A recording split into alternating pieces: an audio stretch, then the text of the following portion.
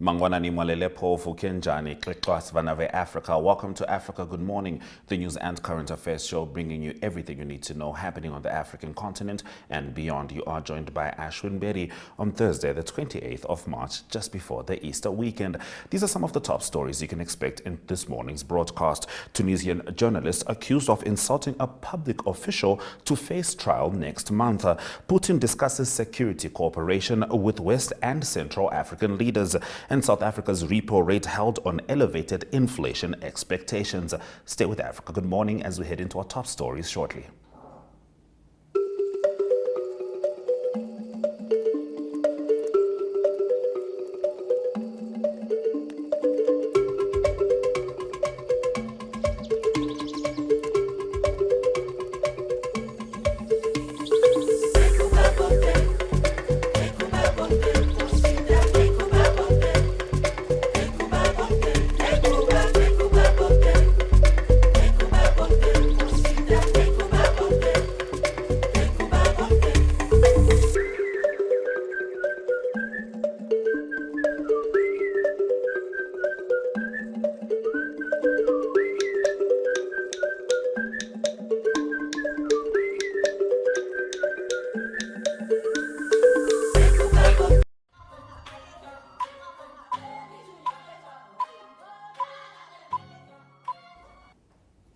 Getting into our top stories, a prominent Tunisian journalist was put under pre-trial detention on a judge's order after a hearing in which he dangled the prospect of publishing reporting on corruption and the misuse of public funds by several ministers and public institutions. Mohamed Bougaleb's court hearing came 4 days after he was arrested in Tunis on suspicion of insulting a public official on social media. As Tunisia heads to a presidential election later this year, Bougaleb's arrest was the latest to earn condemnation from free speech advocates in the country where pro-democracy demonstrators sparked the Arab Spring last decade. Now, Bougaleb, a regular contributor on popular radio stations and frequent critic of Tunisia's president, is scheduled to face trial next month and could be sentenced to 2 to 4 years behind bars. Now, in South Africa, 4 private colleges described as being dysfunctional have been ordered to close, leaving thousands of students in limbo. They had fabricated exam results as well as other issues, said Higher Education Minister Blade Nzimande. The institutions have failed to submit audited financial statements since 2020, the Education Department said. The colleges are owned by Educor, one of the largest private education providers in Southern Africa. Now, Educor is yet to respond to a BBC inquiry about the allegations. The colleges, Damlin City Varsity, Isesa City Campus, and Lyceum College, located around the country, have been given until the end of the year to cease operations. Now, Senegal's opposition presidential candidate Bassirou Diomaye Faye, a political newcomer popular among disaffected youth, promised to govern with humility and transparency. Now, Faye is said to be declared the next president after his main rival called him to concede defeat, thanked President Macky Sall and other candidates for respecting Senegal's democratic tradition by recognizing his victory well before official results, Reuters reports. Bassirou Diomaye Faye turned 44 on Monday, and for his birthday this year, news that he'd been elected Senegal's next president. Faye made his first public appearance on Monday evening after the ruling coalition's candidate Amadou Ba conceded defeat. Le peuple sénégalais a fait le choix de la rupture. The Senegalese people have chosen to break with the past, to give substance to the immense hopes raised by our vision of society. I hope that our vision of society has given substance to their aspirations. I pledge to govern with humility and transparency, and to fight corruption at all levels. Faye thanked President Macky Sall and other candidates for respecting Senegal's democratic tradition by recognizing his victory well before official results. Provisional results had shown the opposition leader on 53.7% of the vote from Sunday's election, compared to Ba's 36.2%. Sall and Ba hailed the outcome as a win for Senegal. The country has witnessed 3 years of unprecedented political turbulence, marked by violent anti-government protests. Further unrest was triggered when Sall attempted to postpone the election by 10 months. We intend to turn this page, to reconcile hearts, to reconcile the Senegalese people. Faye was backed by popular opposition leader Ousmane Sonko. He had been barred from running in the election due to a defamation conviction he says was politically motivated, which the authorities denied. Faye and Sonko, who were recently released from prison under a pre-election amnesty law, are particularly popular among the youth, disaffected by economic hardships and unemployment. Faye promised to dedicate more state resources to help the younger population. His campaign has also vowed an economic shake-up, including a new currency and the renegotiation of energy and mining contracts. Investors have been wary about whether a new government would be less business-friendly than Sall's administration. But on Monday, Faye promised that Senegal would remain a friendly country and a reliable ally to any partner who engages with us in virtuous, respectful and mutually productive cooperation.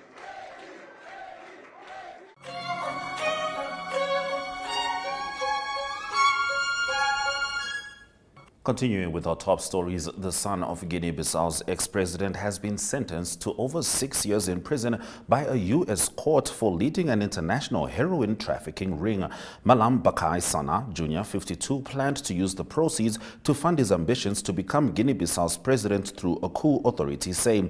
He is the son of Malam Bakai Sana, who led the West African country from 2009 until his death in 2012. Sana, Jr. has been linked to a failed coup in February 2022. He was extradited to the U.S. in August 2022 following his arrest in Tanzania a few weeks earlier. His trial began soon afterwards, and in September last year, he pleaded guilty to conspiring to illegally import drugs. Now, South Sudan's government on Tuesday said that schools will reopen next week following a 2-week closure due to extreme heat across the country. The Health and Education Ministry said temperatures were expected to steadily drop, with the rainy season set to begin in the coming days. South Sudan in recent years has experienced adverse effects of climate change, with extreme heat, flooding and drought reported during different seasons. During the heatwave last week, the country registered temperatures up to 45 degrees Celsius. And in the last of our top stories, Russian President Vladimir Putin discussed security and economic cooperation with Mali's junta leader Assimi Goïta by phone on Wednesday yesterday. Both countries said a day after Putin held a similar call with the junta leader in neighboring Niger. Mali has in recent years become one of Russia's closest African allies, with the Wagner Group mercenary force deploying there to fight jihadist insurgencies rebels in the Sahel country. Russia is seeking to strengthen relations with African countries, pitching Moscow as a friendly country without a colonial background in Africa. The call appeared to be part of a round of diplomatic exchanges Putin has made with West and Central African leaders since his re-election earlier this month. Those have been our top stories on Africa. Good morning. After the break, we're going to take a visual trip through some of Namibia's top stories of the week. Hallo Namibia, ons is by die kus en ons is lus. Terwyl by die Easter shot. Okay. Okay, so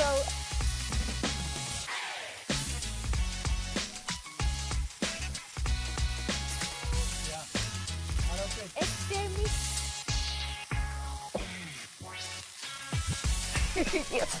Please, today you make sure that we are fed. Sorry, ek assie.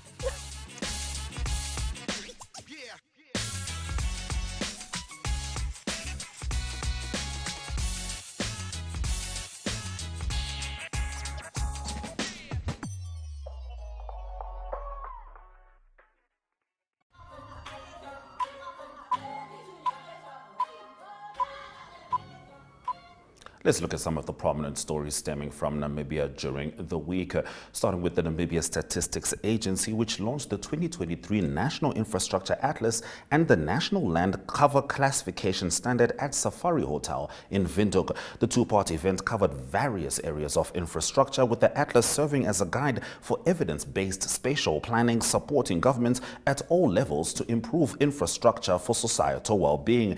Now, the National Land Cover Classification serves as a standard gazetted by the government to harmonize all official land cover classification maps in the country for harmonized spatial planning and national reporting. Salomo Hay, NSA board chairperson, introduced the land cover standard and the National Infrastructure Atlas at the launch.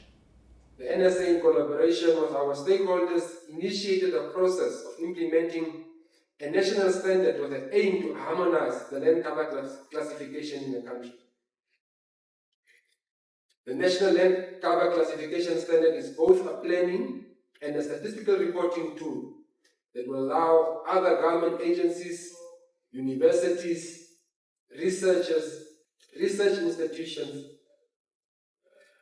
to report and account for changes in land cover, environmental reporting, and accounting in the country in a standardized and consistent manner. We don't like the inconsistencies, so the NSA is helping to change the country. In addition to the production and dissemination of official statistics, the NSA produces and informs the National Statistical System with a range of geospatial products to illustrate the geographical distribution of various features throughout the country. Now we move over to the coast as the mayor of Walvis Bay provided an update on major ongoing road projects and developments in the harbour town and added that the council is doing their best to meet the needs of the residents. Council, through this 4 years, 5 years, or 3 years, 4 years that we've been here, we have done our part. And I would like to appeal strongly to the administration of the municipality of Walvis Bay. There's a saying, if your words don't amount to action, you have nothing to say. We have said enough, colleagues. I believe that we have gone through this. We have tried our level best, but now the time has come to put our words to action. And unfortunately, councillors make resolutions. We cannot physically take that action. That action lies in the hands of the administration, and that action needs to be executed. We would like to see tangible results in Walvis Bay. We would like to see service delivery at its optimum. We would like to see work being done. We would like to see potholes fixed. Not only us, but the residents of Walvis Bay demands this from us. And councillors have done enough. It's now in your hands, Acting Chief Executive Officer, together. That was Mayor Forbes of Walvis Bay making the remarks at an ordinary council meeting held at the Kisipmund chamber. Now, in the last of our visual stories stemming from Namibia from throughout the week, we stay with Walvis Bay as residents known as the Walvis Bay backyard tenants aimed at addressing the housing backlog issues in the harbour town rejoiced as the municipal council gave them a token of hope to be homeowners in portion 19 of Farm 37. Now, the 33-hectare piece of land will create urban for approximately 1,100 low-income residents in the harbour town. Have a look.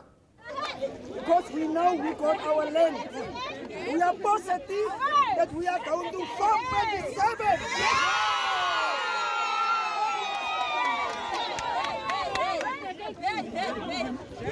It's been really a long journey. We tried here and there. They tried to stop us, but the courage from the devil of our heart, we said we are going to make it. Together with our Gustavo, together with our Bomili, but most of the first is our God, the Lord who is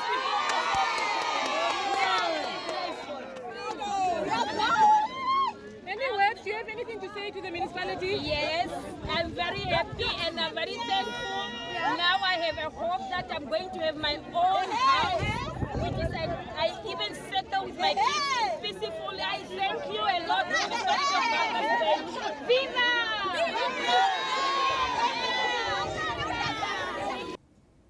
Truly heartwarming. Let's have a look at the weather predictions just before we return with economic news.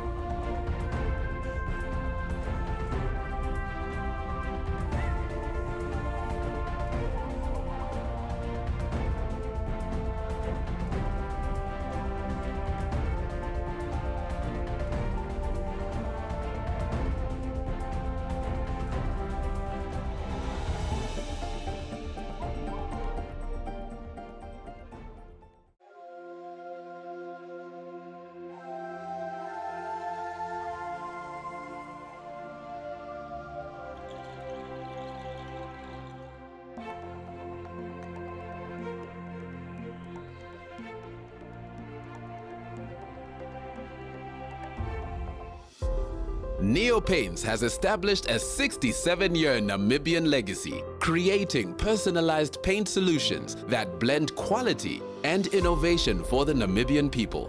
We pride ourselves in being a 100% Namibian-owned company, investing in our country and our people by employing and empowering true Namibians. With every brushstroke, Neo Paints commits to our quality guarantee and always delivering a coat of excellence. At Neo Paints, we always stay true to our country. We are as Namibian as you.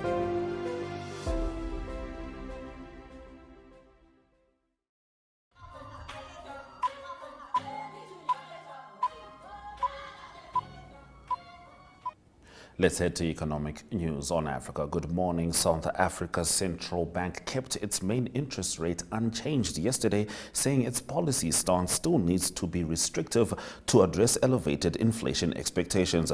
The decision to maintain the repo rate at 8.25% was unanimous and in line with forecasts of analysts polled by Reuters. The South African Reserve Bank said in a statement accompanying its decision that headline inflation was now expected to reach the midpoint of its target range, 4.5%. Only at the end of 2025, later than previously forecast. Inflation rose to 5.6% year-on-year in February from 5.3% in January, nearing the top of the central bank's preferred range. A big contributor to the pickup in inflation in February was medical insurance premiums, and analysts say wages, education and rental costs could be sources for further inflationary pressures in the coming months. Inflation expectations remain above SARB's average inflation forecast for 2024 and 2025. Now, China's President Xi Jinping met with American business leaders and academics at Beijing's Great Hall of the People, state media has reported, as he tries to woo foreign investment back to China after a challenging few years for the world's second largest economy. The meeting included Evan Greenberg, the chief executive of the U.S. insurance company Chubb, as well as Stephen Orlins, the president of the National Committee on U.S.-China Relations, and Craig Allen, the president of the U.S.-China Business Council. While business leaders have been able to meet with many senior Chinese leaders in recent days, the invitation to meet Xi signals a concerted effort by Beijing to address negative perceptions about the current business environment. Those have been our economic news stories. Let's have a look at the indicators just before Ari brings us the sport.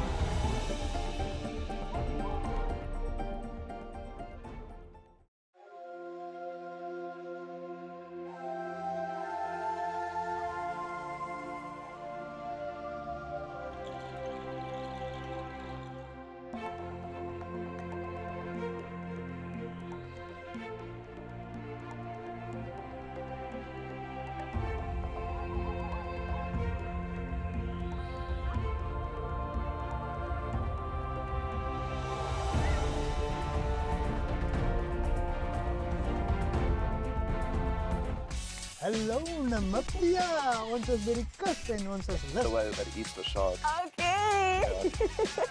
Okay, so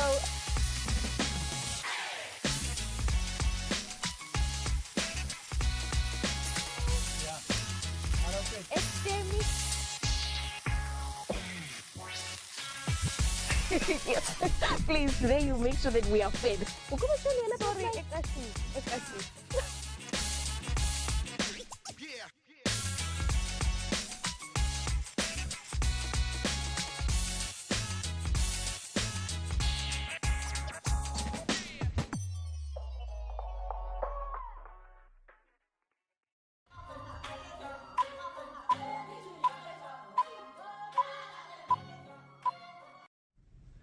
Good day everyone, time for international sports news, and starting off with soccer news first, and it's soccer news from the Euro 2024. That is an elimination Group A game that was played, and it was a big game in Cardiff. It was a big game for Wales and for Poland, but it was Poland that went through, and they beat Wales on penalties by 5-4. That was after the game in Cardiff ended 0-0 in normal time.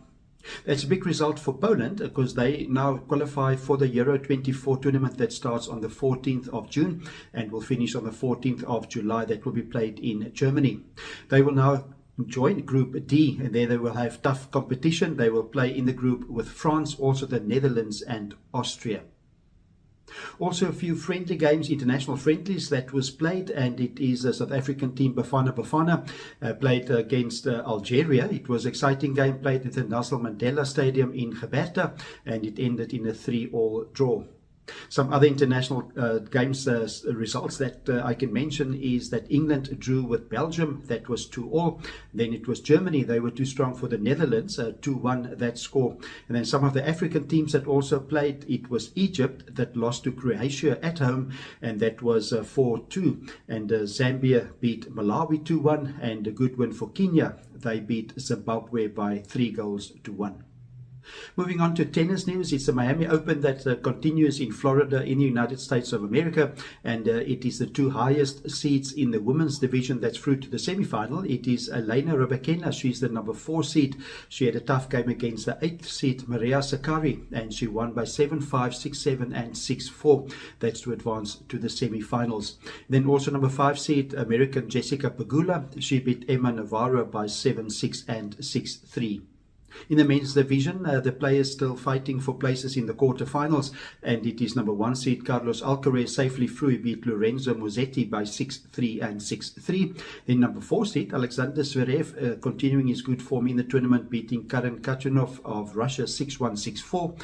And then lastly, also number 2 seed Yannick Sinner, also in good form still, beating Chris O'Connell of Australia by 6-4 and 6-3. The finals of this tournament, the Miami Open, will be played over this weekend. And to conclude today's international sports news, it is rugby news. It's rugby news from the Women's Six Nation tournament that continues this coming weekend. The first games played over the past weekend, and not good news for England. It is their number 8, Sarah Beckett, that has been banned. She's been banned for 3 weeks, and that is following a red card against Italy. That was the past weekend. England won the game by 48 points to 0. Beckett got a red card. That was for a dangerous clear out at the ruck, and that resulted in the centre Michaela Silari fracturing her leg. So it was an unfortunate incident, and she also required surgery. So she's Sarah Beckett banned for 3 weeks. This coming weekend we'll see England that will host Wales. That's an important game for them. Also Scotland with a game at home against France, and it will be Ireland that will host Italy. That game will be played on Sunday. That's international sports news for today. Hope you have a great sport day, and we talk international sport again tomorrow. Goodbye.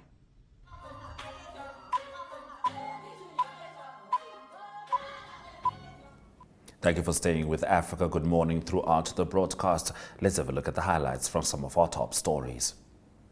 Tunisian journalist accused of insulting a public official to face trial next month. Educo in South Africa, thousands of students in limbo after dysfunctional colleges shut down. South Africa's repo rate held on elevated inflation expectations.